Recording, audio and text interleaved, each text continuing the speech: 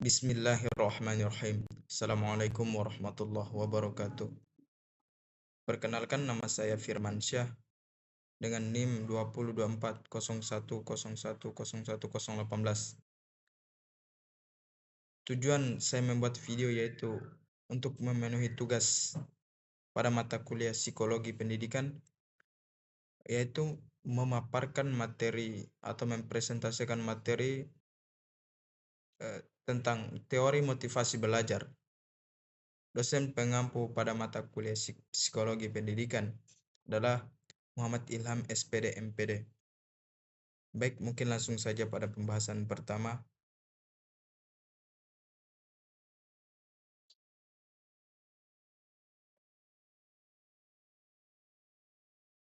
Teori motivasi belajar.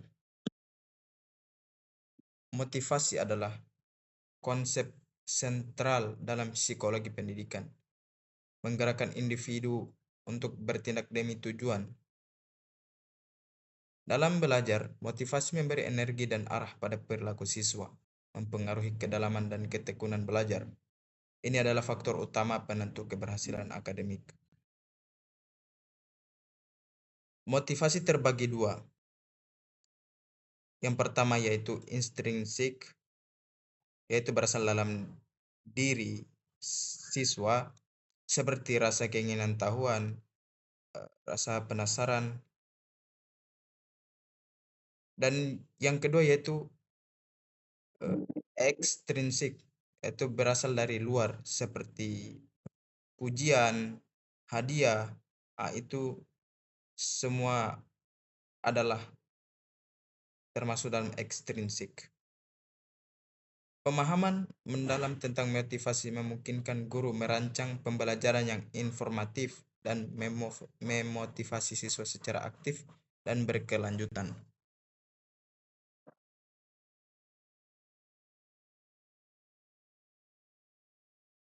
Dalam teori motivasi belajar di dalam motivasi belajar terdapat beberapa teori-teori.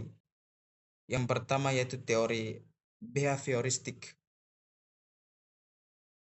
Tokoh-tokoh dalam teori behavioristik yaitu Edward Tordike dan B.F. Skinner yang membahas tentang yang mencakup di dalamnya yaitu stimulus dan respon. Teori behavioristik menekankan hubungan stimulus respons dan peran penguatan dalam membentuk perilaku belajar. Tokoh utamanya itu adalah B.F. Skinner dan Edward Tordike. Yang kedua yaitu pengkondisian operan Skinner.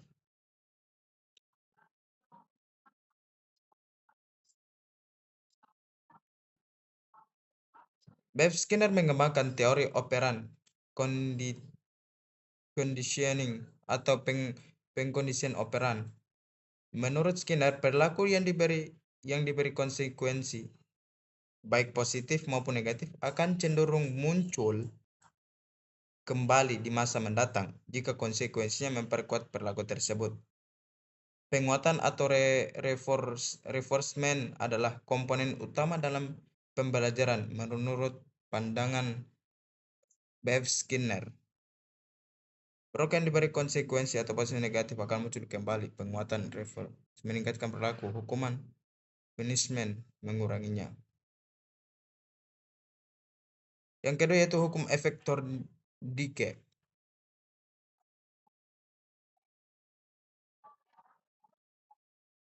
Edward Tordike melalui hukum efeknya atau law of effect menjelaskan bahwa perilaku yang diikuti oleh konsekuensi yang menyenangkan akan cenderung diulang, sedangkan perilaku yang diikuti oleh konsekuensi yang tidak menyenangkan cenderung tidak diulangi. Perilaku yang diikuti konsekuensi menyenangkan cenderung diulang. Ini menjadi dasar penguatan positif terhadap perilaku belajar yang diinginkan. Yang keempat yaitu implikasi pendidikan. Guru dapat menggunakan sistem reward dan punishment seperti ujian atau token ekonomi untuk mengarahkan perilaku siswa efektif untuk perilaku jangka pendek. Dalam konteks pembelajaran, implikasi dari teori behavioristik sangat jelas. Guru dapat menggunakan sistem reward dan punishment untuk mengarahkan perilaku siswa. Misalnya, memberikan pujian atau hadiah kepada siswa yang menyelesaikan tugas tepat waktu akan meningkatkan kemungkinan siswa tersebut mengulangi perilaku tersebut. Sebaliknya, teguran atau pengurangan poin terhadap siswa yang melanggar aturan kelas dapat menurunkan perilaku yang tidak diharapkan. Strategi token ekonomi, yaitu pemberian token atau poin yang dapat ditukar dengan reward tertentu, juga merupakan aplikasi dari teori ini yang sering digunakan di ruang kelas. Lanjut lagi pada teori yang kedua, yaitu teori humanistik.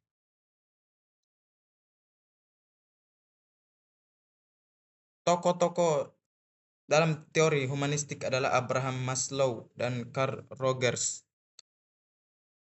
yang membahas tentang potensi diri. Teori humanistik berfokus pada potensi manusia untuk berkembang positif dan mencapai aktualisasi diri. Hierarki kebutuhan Maslow. Abraham Maslow atau dikenal melalui konsep hierarki kebutuhan yang mengklasifikasikan kebutuhan dasar manusia ke dalam 5 tingkat. Yang pertama, fisiologis, kebutuhan rasa aman, kebutuhan sosial, kebutuhan harga diri, dan kebutuhan aktualisasi diri, yaitu realisasi potensi tertinggi. Menurut Maslow, kebutuhan yang lebih rendah harus terpenuhi terlebih dahulu sebelum individu dapat mengejar kebutuhan yang lebih tinggi. Dalam konteks pembelajaran, siswa mengalami kelaparan, merasa tidak aman, atau tidak memiliki hubungan sosial yang baik, maka mereka akan kesulitan untuk memfokuskan diri pada tugas-tugas belajar yang memerlukan pemikiran tingkat tinggi dan kreativitas. Yang ketiga itu konsep diri Rogers.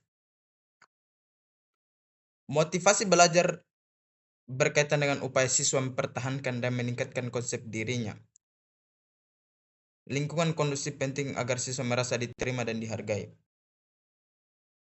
Carl Rogers memperkenalkan konsep self-concept atau konsep diri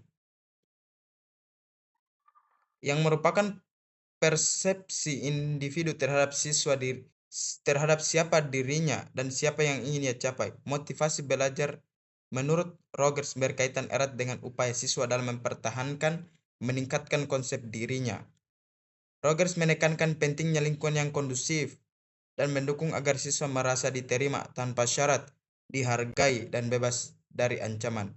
Ketika siswa merasa aman secara emosional dan dihargai, mereka lebih mungkin untuk terbuka terhadap pembelajaran dan mengembangkan potensi mereka secara optimal. Yang keempat yaitu peran guru.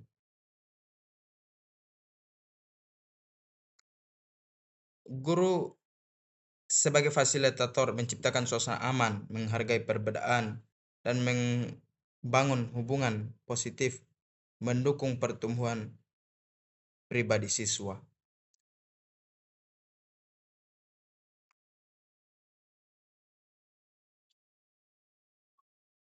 Baik, lanjut lagi pada teori berikutnya, yaitu teori kognitif.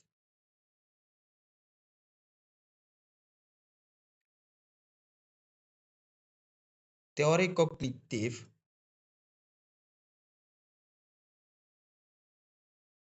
berfokus pada bagaimana proses mental mempengaruhi motivasi belajar.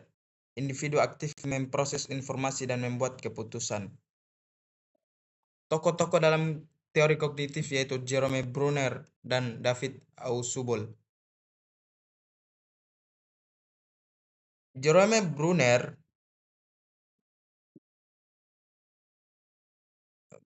mengembangkan gagasan bahwa motivasi belajar sangat terkait dengan keingintahuan dan pencarian makna. Menurut Brunner, siswa akan lebih termotivasi jika mereka terlibat dalam proses penemuan atau discovery learning, di mana mereka dapat mengeksplorasi dan membangun pemahaman sendiri terhadap materi pembelajaran atau materi pelajaran. Proses ini bukan hanya memberikan pengetahuan baru, tetapi juga membangkitkan rasa ingin tahu yang merupakan sumber motivasi. Motivasi terkait keinginan tahuan dan pencarian makna. Siswa termotivasi melalui discovery learning, membangun pemahaman sendiri. Pembelajaran bermakna Ausubel. Materi harus dikaitkan dengan pengetahuan awal siswa atau advanced organizer agar belajar lebih efektif dan bermakna. David Ausubel menekankan pentingnya pembelajaran bermakna atau meaningful learning, yang berpendapat bahwa siswa akan lebih termotivasi untuk belajar jika materi yang diajarkan dapat dikaitkan dengan pengetahuan yang telah mereka miliki sebelumnya. Konsep ini dikenal dengan advanced organizer, yang membantu siswa untuk mengaitkan informasi baru dengan struktur kognitif yang sudah ada. Menurut Ausubel, belajar tidak akan efektif jika informasi yang diberikan bersifat arbitrer atau tidak terhubung dengan pengalaman dan pengetahuan yang telah ada dalam diri siswa. Yang keempat, persepsi tujuan. Motivasi dipengaruhi persepsi tujuan dan kemungkinan keberhasilan. Tujuan yang jelas dan menantang meningkatkan motivasi. Persepsi individu terhadap tujuan yang ingin dicapai dan kemungkinan keberhasilan dalam mencapainya. Ketika siswa menilai bahwa tujuan pembelajaran penting dan mereka mampu mencapainya, maka mereka akan lebih terdorong untuk terlibat dalam kegiatan belajar. Sebaliknya, jika siswa merasa bahwa tugas terlalu sulit atau tidak relevan, maka motivasi mereka akan menurun. Oleh karena itu, memberikan tujuan pembelajaran yang jelas, menantang namun dapat dicapai, sangat penting untuk meningkatkan motivasi belajar. Baik, lanjut pada teori selanjutnya, yaitu teori sosial kognitif, di mana tokoh-tokohnya yaitu Albert Bandura yang membahas tentang self efficacy. Apa itu self efficacy? Self efficacy yaitu keyakinan individu terhadap kemampuannya menyelesaikan tugas. Self efficacy tinggi meningkatkan kepercayaan diri dan ketekunan. Albert Bandura menegaskan bahwa self efficacy memiliki pengaruh besar terhadap pilihan, aktivitas, tingkat usaha, ketekunan, dan respon emosional individu terhadap tantangan. Yang kedua yang dibahas dalam teori sosial kognitif yaitu observational learning. Belajar melalui pengamatan perilaku orang lain seperti guru atau teman sebaya. Modeling penting dalam membentuk perilaku belajar. Albert Bandura juga memperkenalkan observational learning atau pembelajaran melalui pengamatan. Individu dapat belajar dengan mengamati perilaku orang lain, terutama model yang dianggap signifikan seperti guru, teman sebaya, atau tokoh inspiratif. Ketika siswa melihat seseorang berhasil melakukan suatu tugas dan memperoleh hasil positif, mereka akan lebih termotivasi untuk meniru perilaku tersebut. Yang ketiga yang dibahas dalam sosial kognitif yang ketiga yaitu reciprocal determinism, yaitu perilaku, faktor personal dan lingkungan saling mempengaruhi. Motivasi dipengaruhi pengalaman, kondisi psikologis, dan konteks lingkungan. resiprokal atau determinisme, yaitu pandangan bahwa perilaku, faktor personal seperti kognisi dan emosi, dan lingkungan saling mempengaruhi secara timbal balik. Dengan kata lain, motivasi belajar siswa dipengaruhi oleh pengalaman belajar sebelumnya, kondisi psikologis internal, serta konteks lingkungan seperti dukungan guru dan teman sebaya. Model ini memberikan gambaran yang komprehensif tentang bagaimana berbagai aspek saling berinteraksi dalam mempengaruhi motivasi belajar. Kemudian lanjut pada teori berikutnya. Teori atribusi. Tokoh teori atribusi adalah Bernard Wiener. Teori atribusi dikembangkan oleh Bernard Wiener fokus pada bagaimana individu mencari alasan di balik keberhasilan atau kegagalan. Interpretasi siswa terhadap hasil belajar sangat mempengaruhi motivasi dan perilaku selanjutnya. Wiener mengidentifikasi 3 dimensi atribusi. Yang pertama yaitu lokasi penyebab, internal versus eksternal, stabilitas penyebab, stabil versus tidak stabil, dan kendali atas penyebab, dapat dikendalikan versus tidak dapat dikendalikan. Contoh, gagal ujian karena tidak cukup belajar, internal, tidak stabil dan dapat dikontrol. Motivasi untuk belajar lebih giat, gagal karena bodoh, internal, stabil, tidak dapat dikontrol, mengurangi motivasi.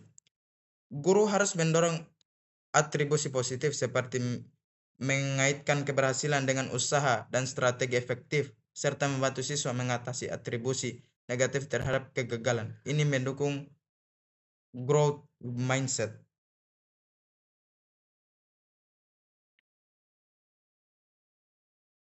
Itu lanjut pada teori berikutnya, teori tujuan prestasi.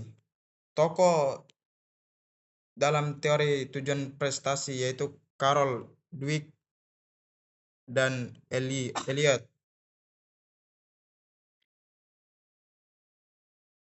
Yang membahas 3. Yang pertama yaitu mastery goals.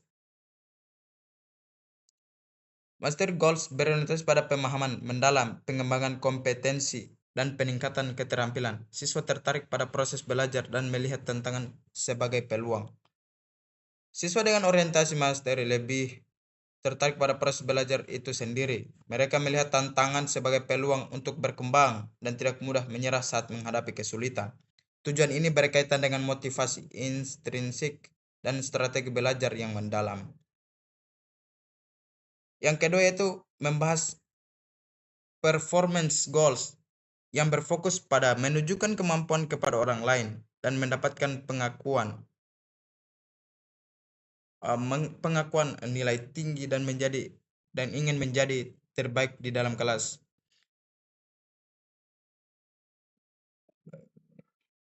Performance goals terbagi menjadi 2 yaitu approach atau ingin tampil lebih baik dan avoidance atau menghindari tanpa bodoh.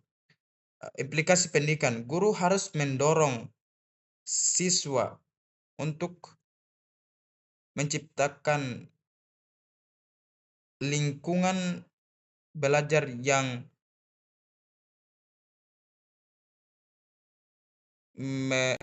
menekankan pemahaman konsep, eksplorasi, dan pengembangan diri. Hindari kompetisi berlebihan yang memicu tujuan performa tidak sehat.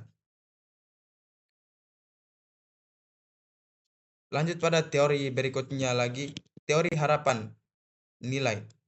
Tokoh dalam teori ini adalah Eccles dan Wakefield. Teori harapan nilai menyatakan motivasi bergantung pada harapan keberhasilan dan nilai tugas.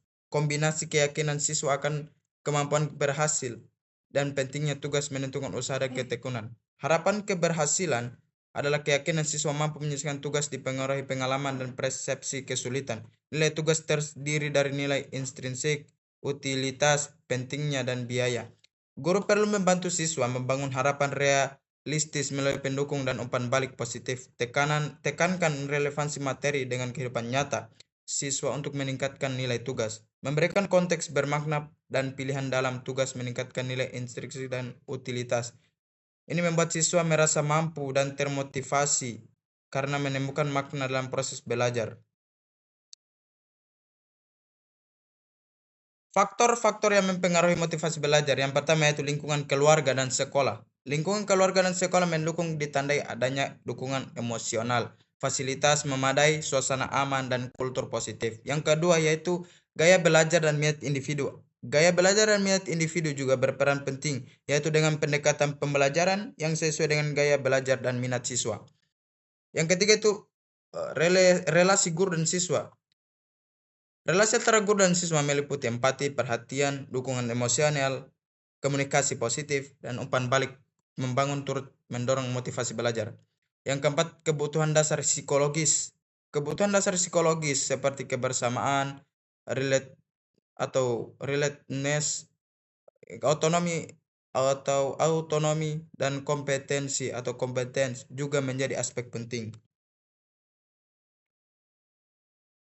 Strategi meningkatkan motivasi belajar. Yang pertama yaitu umpan balik positif. Berikan umpan balik yang jelas, spesifik, dan fokus pada proses untuk membangun self-efficacy dan atribusi positif. Yang kedua yaitu tantangan sesuai kemampuan. Rancang aktivitas dalam zona of proximal development untuk menjaga keseimbangan kesulitan dan keberhasilan. Yang ketiga yaitu motivasi intrinsik. Sajikan materi relevan, kaitkan dengan minat, dan berikan ruang eksplorasi untuk memenuhi kebutuhan otonomi, kompetensi, dan kebersamaan.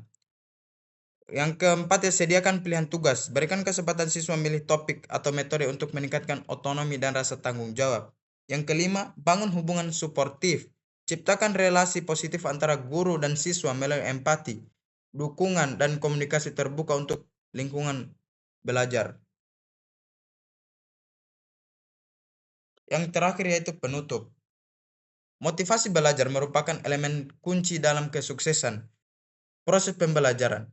Yang bukan sesuatu statis atau bawaan sejak lahir, melainkan dapat dibentuk, dikembangkan, dan dipengaruhi oleh berbagai faktor internal dan eksternal. Berbagai teori telah dikemukakan oleh para ahli untuk memahami bagaimana motivasi belajar muncul dan bagaimana cara meningkatkannya. Teori-teori seperti behavioristik, humanistik, kognitif, sosial kognitif, atribusi, tujuan prestasi, dan harapan nilai memberikan wawasan beragam tentang motivasi, masing-masing dengan pendekatannya sendiri. Teori-teori ini memperkaya pemahaman kita bahwa motivasi dapat dibangun melalui pemberian, penghargaan, pemenuhan kebutuhan psikologis, pembentukan persepsi positif, pengalaman sosial, hingga pemberian tujuan belajar yang bermakna. Selain itu, kita juga menyadari bahwa faktor lingkungan seperti keluarga, sekolah, hubungan guru siswa, serta gaya belajar memiliki pengaruh besar terhadap semangat dan keberhasilan siswa dalam belajar. Maka dari itu, guru dan pendidik harus memiliki tanggung jawab penting untuk merancang strategi yang mampu membangkitkan dan mempertahankan motivasi siswa. Mungkin itu saya yang bisa saya paparkan pada video ini. Saya tahu banyak kekurangan dalam penyampaian ini karena saya hanya manusia biasa. Kesempurnaan itu hanya pada Allah Subhanahu wa taala. Lebih dan kurangnya mohon dimaafkan. Saya akhiri dengan wassalamualaikum warahmatullahi wabarakatuh.